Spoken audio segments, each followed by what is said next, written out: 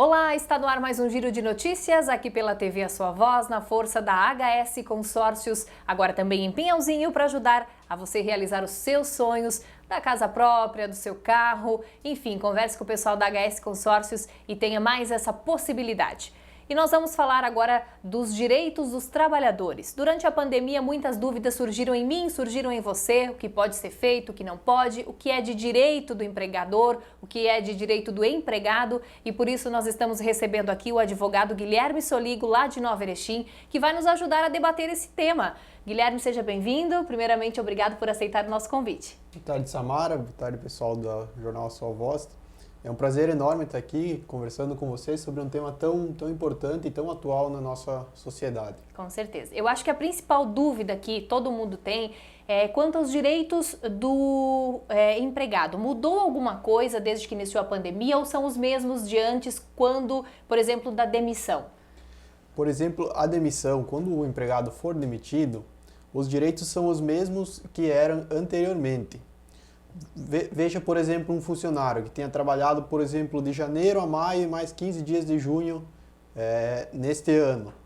Ele vai ter direito a receber o salário proporcional aos 15 dias, vai ter direito a receber o aviso prévio indenizável, que é 30 dias, referente a um salário, vai ter direito a receber férias proporcionais, 1/3 de férias proporcionais, e ainda o empregador fica obrigado a recolher o FGTS, a multa do saldo, que corresponde a 40% do que havia no depositado.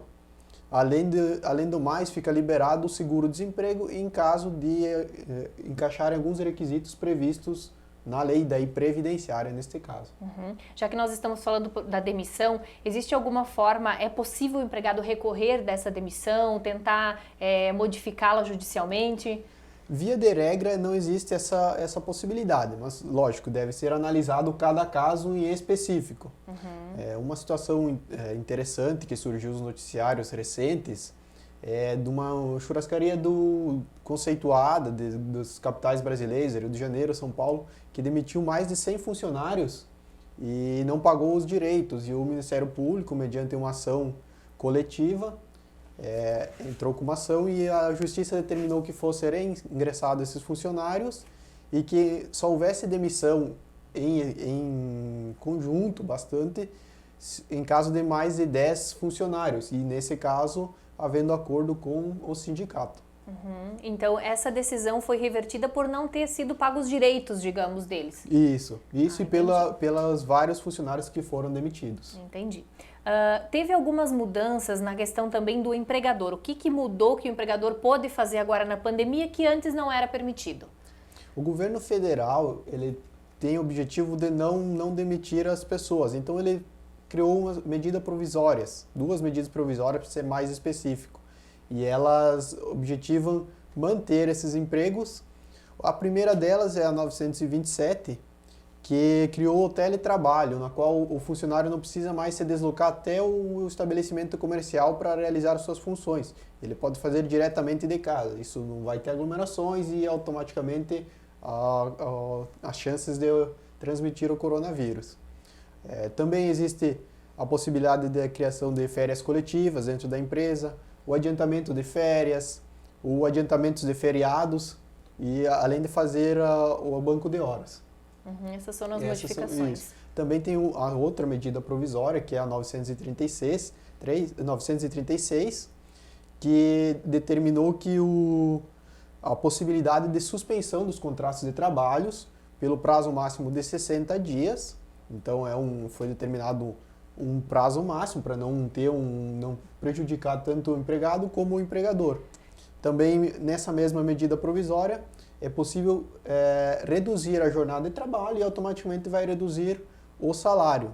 E pode variar entre 25%, 50% e 75% dessa redução, sendo que o empregador vai pagar o proporcional ao que está sendo trabalhado e o governo, através da União, vai pagar a diferença desse salário.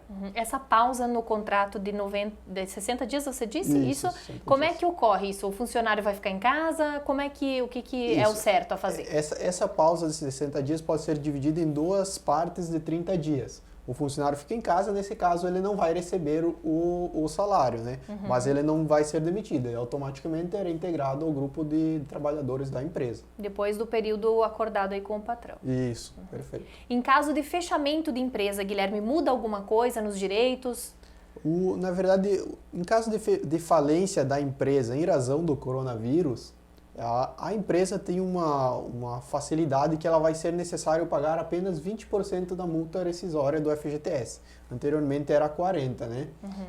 Mas os demais direitos, aviso prévio, 13º, um terço de férias, todos devem ser mantidos. Certo. E se algum funcionário que tenha tido alguma demissão que considere injusta, qual que é a orientação que vocês passam? O funcionário que não concorda ou não tenha recebido todos os seus direitos deve ingressar na Justiça do Trabalho com uma ação individual. Nesse caso, não é coletiva e não vai ser o Ministério Público. Ele tem que entrar individual por meio de um advogado e aí vai ser revisto a situação dele, né? Através da Justiça. Obrigado, Guilherme, pela sua presença e pelas informações. Obrigado. Até mais. Esse foi o Giro de Notícias, de volta a qualquer momento aqui na TV A Sua Voz, no apoio da HS Consórcios.